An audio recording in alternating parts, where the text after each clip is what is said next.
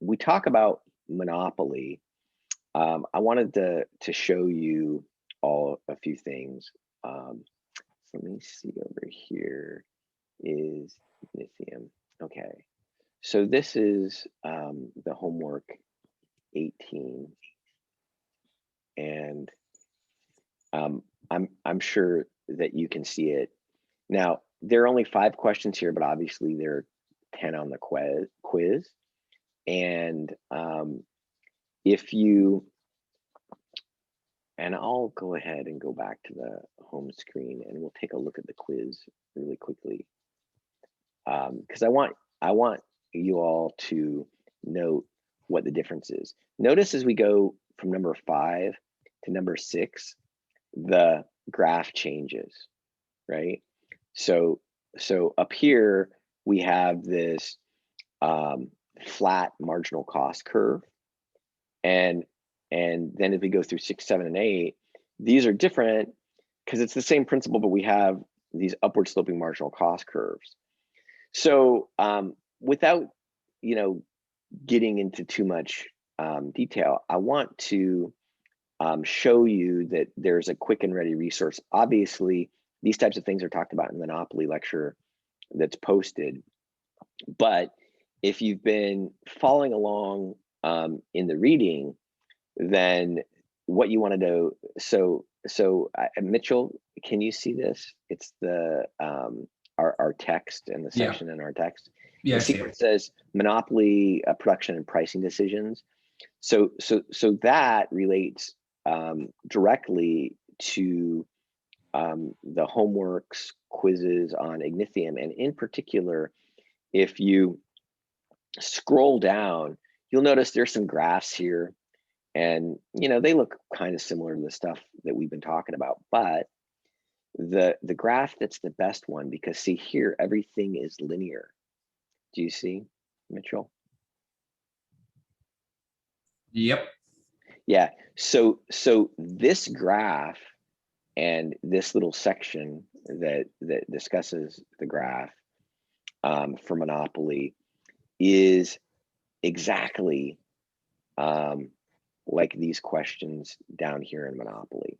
So if you get to down to this section and you're like, well, I understand how to do the practice ones where the marginal cost is flat, but now that the marginal cost is increasing, I don't get it. Well, then that particular section of your text will help you make the transition. Okay. And I think like pretty clearly. So that again, if it was me and I was doing this stuff, kind of the quick way, if you don't understand something, is to look in your text or look in the videos and look for a graph that is similar to the ones, and you'll find, like, for example, these flat marginal cost curves. I can tell you in the Monopoly lecture, like right in the middle of the Monopoly lecture, there are graphs just like this. But I want to focus just a little bit on the homework here to help you as you go through it. So monopoly is different than competition, and a lot of what's going on in this section is to really show you that monopoly is different from competition, and so you can compare the two. One of the things, again, if you go through the lecture, you'll find out is that historically, so we're talking toward the end of what we would call the Industrial Revolution in the United States, the late 1800s, early 1900s. One of the first things that happened was that these really, really big firms like U.S. Steel and Standard Oil would form these monopolies. And some of the major laws passed by Congress during that time were an effort to break up or stop these monopolies from forming. And that's really what this section of the class is about, is to help you understand why monopoly is bad, right?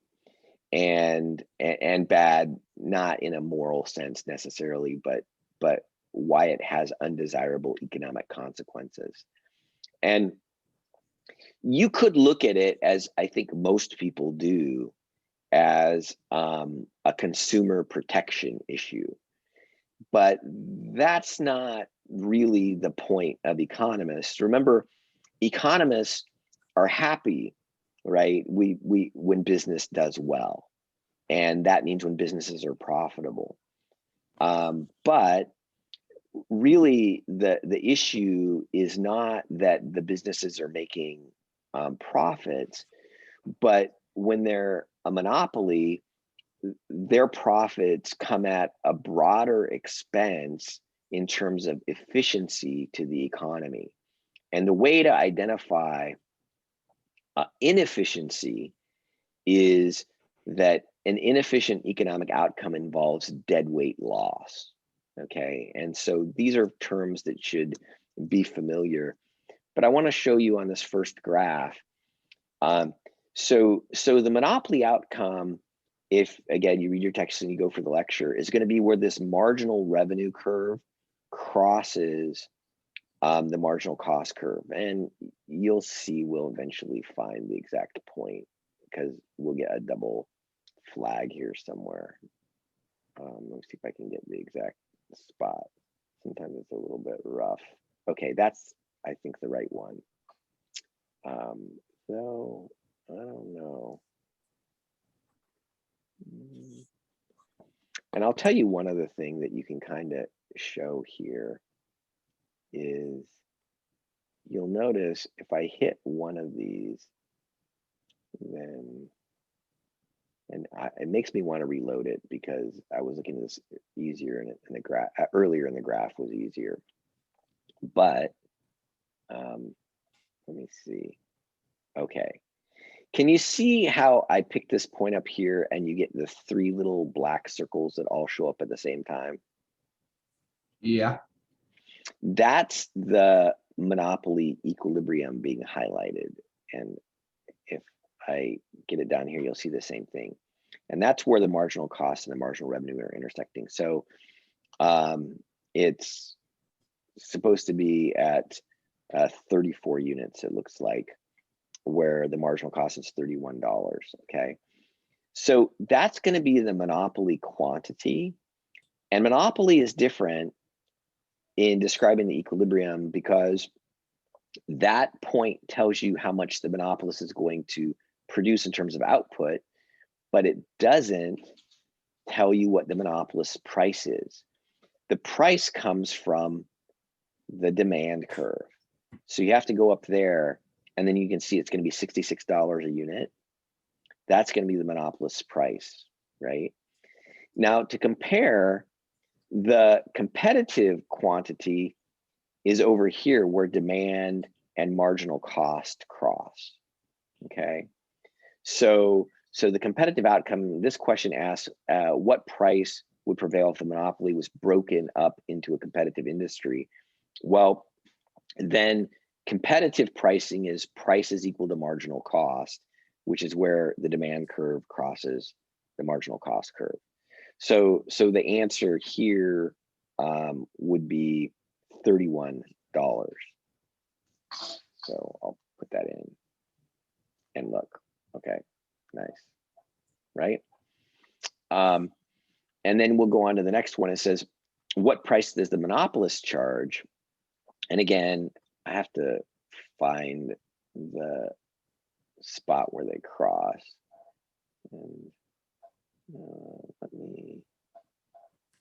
I actually want to see if I can break this one up a little bit more and get something that looks a little bit clearer. Okay. Yeah, in this case, is it just that orange? It's the orange circle, so couldn't you just turned off if you really just wanted to find it quick, you could turn Yeah, I off the suppose I do the demand and monopoly. whatnot. Yeah, I could do that and find the monopoly equilibrium. Yeah, so at what price does the monopolist charge? Yeah, so it's 58.5. So here, 58. And so now we have this, which again, we don't really know, but we'll go ahead and do that.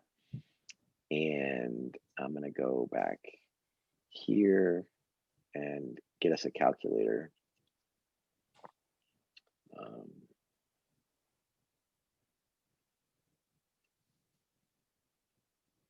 And I'll just go to the math one.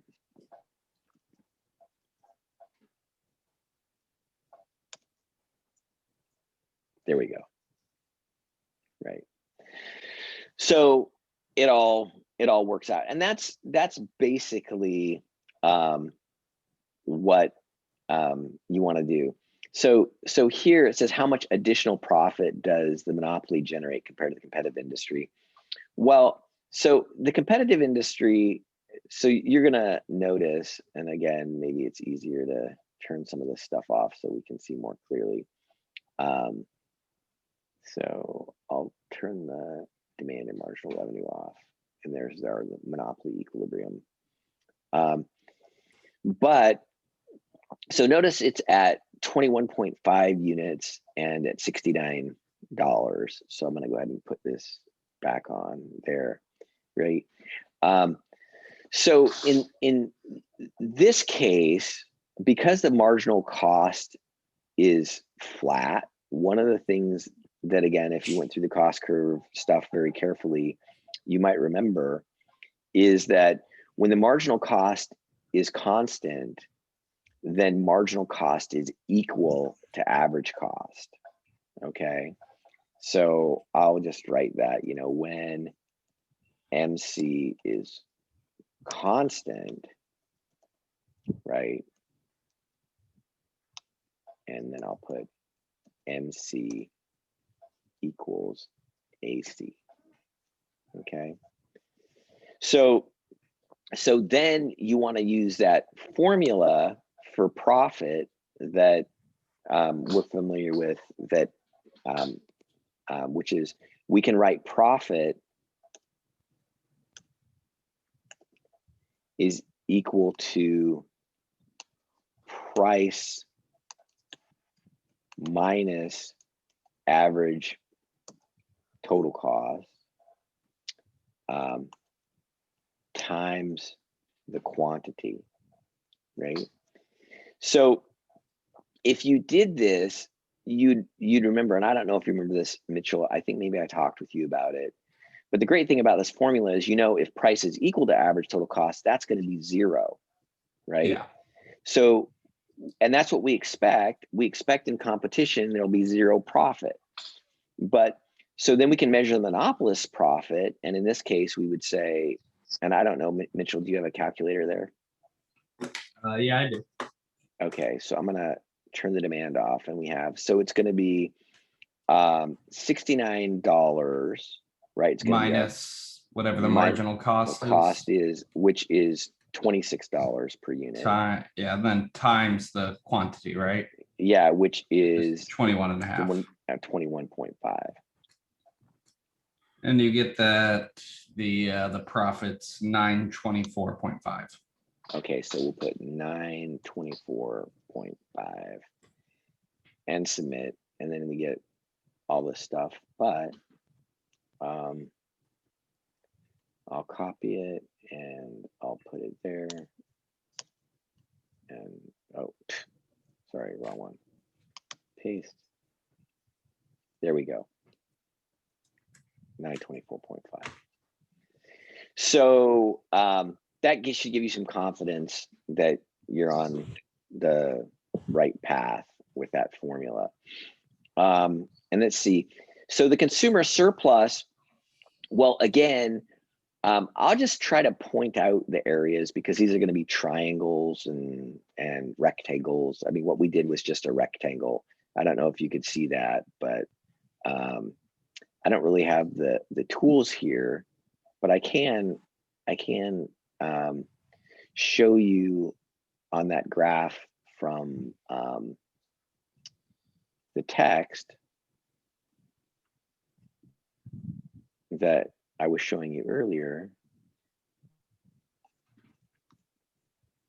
And so here, I don't, the graph isn't perfect, but imagine if the marginal cost was flat, then, the producer surplus would go away, because that's basically the profit for the monopolist, and for the competitive firm, you can see the producer surplus would be the little triangle down here at the bottom, including part of the yellow area there. But the point is that the monopolist price is, remember, where marginal revenue and marginal cost intersect, you get the monopolist quantity. And then if you go over to the vertical axis, you get the monopolist price. So the consumer surplus under monopoly is going to be this red triangle, right? The producer surplus under monopoly is going to be this, and this is what we calculated as profit before, because in our case, when it was flat, it ended up being just a rectangle, right?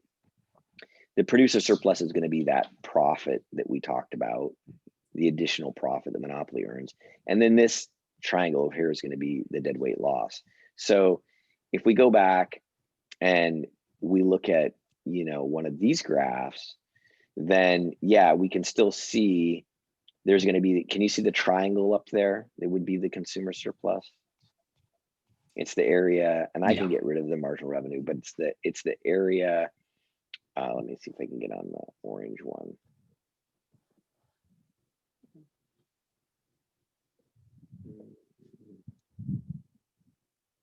There. It's going to be the area below the demand curve and then above. So the line up here is at $63. So it's going to be this area up here, and I wish I could highlight it for you all, but it's going to be $63 up to the demand curve and then over to the quantity from the monopoly equilibrium that we saw before. So that triangle up there. So, and you're just going to be using the triangle formula. And then the deadweight loss is going to be, so let's see if I can, there it is.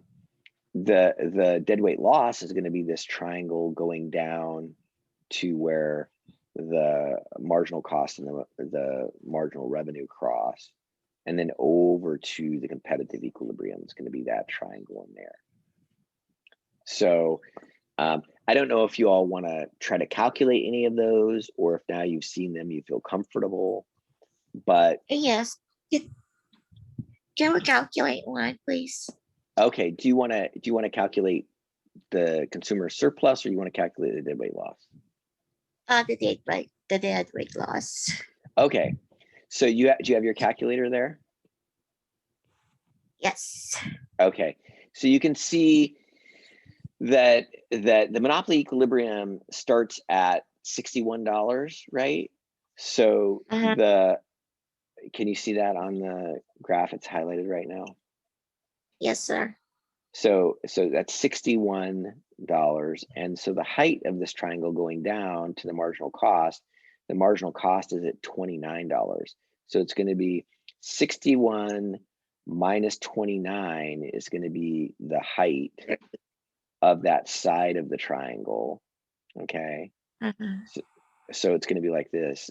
I'll write a little formula here. 69 minus 21. Is that what we said? Or was it the other way? No. 20, is it? It's 61 minus 29. So I had it 29. 61 minus 29 times the base of this triangle is a little bit harder to see, but it's still, you can see where the marginal revenue and the marginal cost cross. So that's the beginning of the base, right? And that's at 16 units. And then we go over here to where the demand and the marginal cost cross. and that's at 32 units. So it's going to be 32 minus 16 is going to be the length of that bottom part of the triangle, right? Okay. So 32 It's 16. minus 16, yeah. 32 minus 16. So that's the base of the triangle, and this is the height of the triangle, and then we need to multiply by 1/2, right? Because the formula is 1/2 base times height. So if you plug all this into your calculator, what do you end up getting? 256. Do you get 256? Okay. So Yes. let's see. Because the first one's 32 times 16 times 0.5 equals. I'm just guessing you're right. I have to look at the calculator to tell. So, so again, I'll do that and put the formula in, and there we go. Ta-da! 256. Okay. So again, there's no reason why you all shouldn't be able to do the calculations. You just have to be careful, right? And if you do get lost, just go ahead and look at this. And again, this particular graph is especially useful for questions 6 through 10 on the homework quiz. But with a little bit of modification, or if you look for the example with a flat marginal cost curve, I can tell you the section in the lecture that deals with it has to do with a monopoly in a pharmaceutical industry. And that's actually one of our leading examples. So it turns out in modern times, even though, historically we had monopolies in big industrial commodities, but these days, most of our monopolies are in electronics and in pharmaceuticals. And that's because of our patent laws. So our patents laws allow inventors, whether they're doing research and development into electronics, which is very popular these days, or research and development into pharmaceuticals, to patent and gain a temporary monopoly under the law for 17 years, which means they're the only person that can sell the product. And so pharmaceutical patents are particularly controversial because you can imagine, I mean, it's hard unless you really think about this stuff carefully. But imagine some dreaded disease like, coronavirus, right? And obviously there's going to be a huge demand for the cure to that kind of a disease. But once you develop the formula for the medicine to cure the disease, normally the cost of actually producing the magic pill is pennies, right? And so I'll tell you guys one story that I often mention when I'm talking about this, which kind of brings it, into sharp focus, which is, has anybody ever heard of hepatitis C? Yes. So hepatitis C is a disease that you can have for years and years and not show any symptoms. But eventually it will kill you if you don't die of something else first. It'll destroy your liver and give you liver cancer and kill you. And there are some existing treatments, but most of the existing treatments, well, okay, up until a couple of years ago, there were some existing treatments for hepatitis C, but they literally required that you not do anything. You couldn't work, couldn't go to school. You'd be hospitalized for a couple of months and be on some medications that had severe side effects and would make you really sick.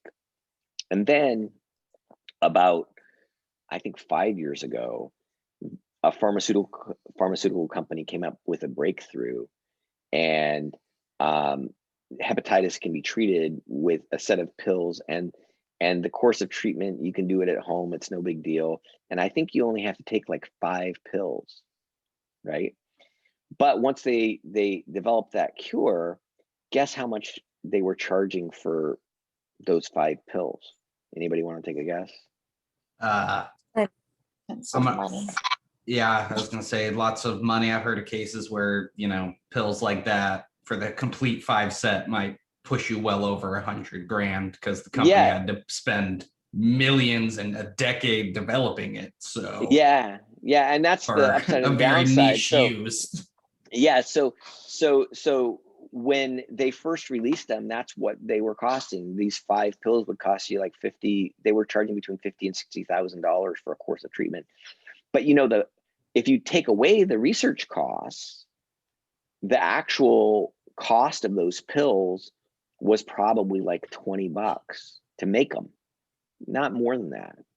So that's where people have this, you know, explosion in their mind. They're like, oh my gosh, there's this deadly disease. It'll kill all these people. And there are a lot of people that can't afford $50,000 or $60,000. So they're going to die.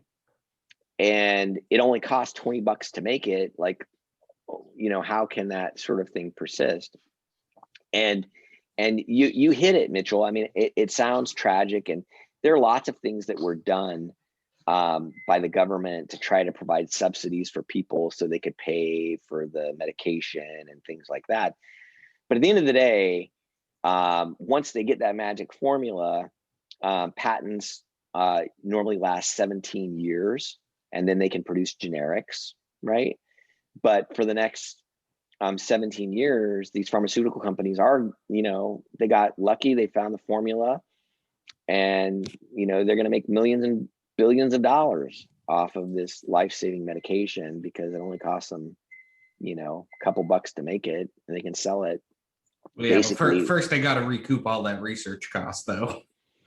Well, yeah, and that's a large the whole portion. That's the whole thing, is that a lot of people, you know, don't consider that, and they think, well, you know,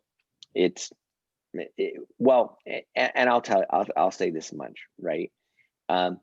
Because the incentives for research and development in the United States are such that we can have big winners.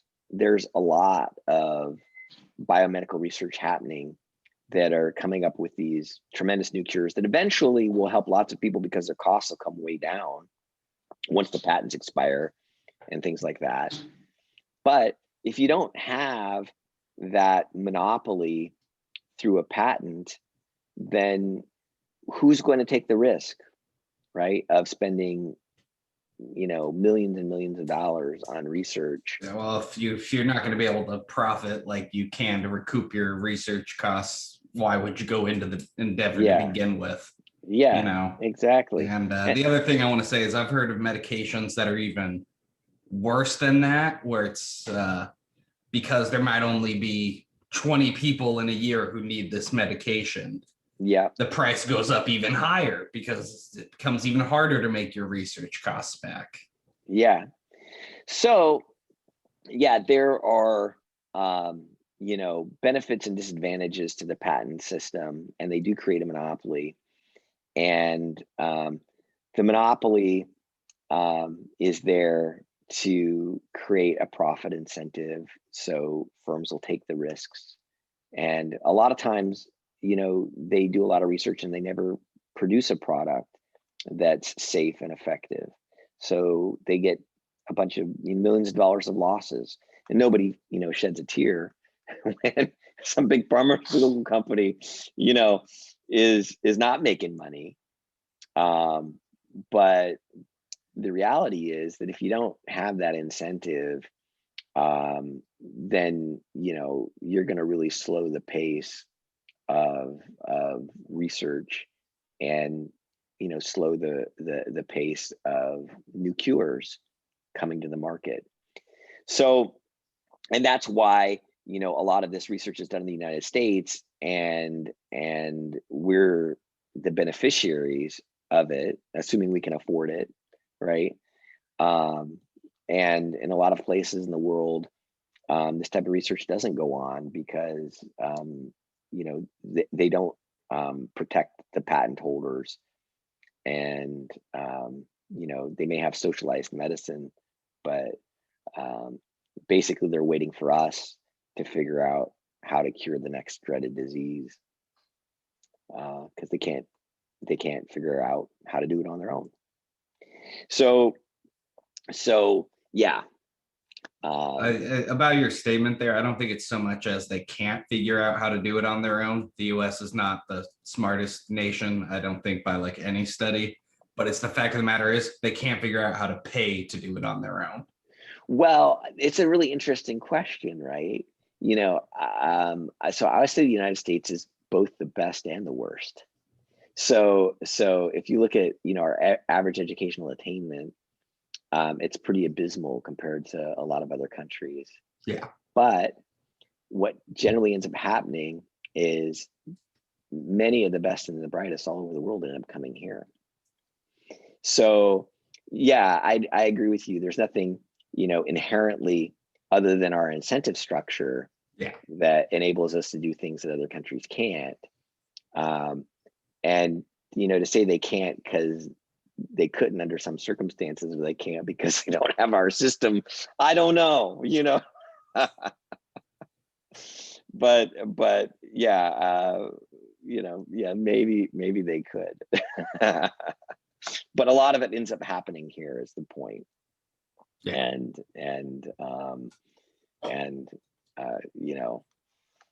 I think most of us end up benefiting from that, because most of it, a lot of it happens here. But yeah, but that's also the other thing that's great about the United States is that right, we're an amalgam of all the rest of the world. So yeah, a lot of people end up coming here, and we're richer for it. So anyway, yeah, if you guys haven't, if you get stuck on anything, I would recommend this focus a little bit at the end of this section of your text. Should clear things up. Okay, so I hope everybody is doing well, and I'm going to go ahead and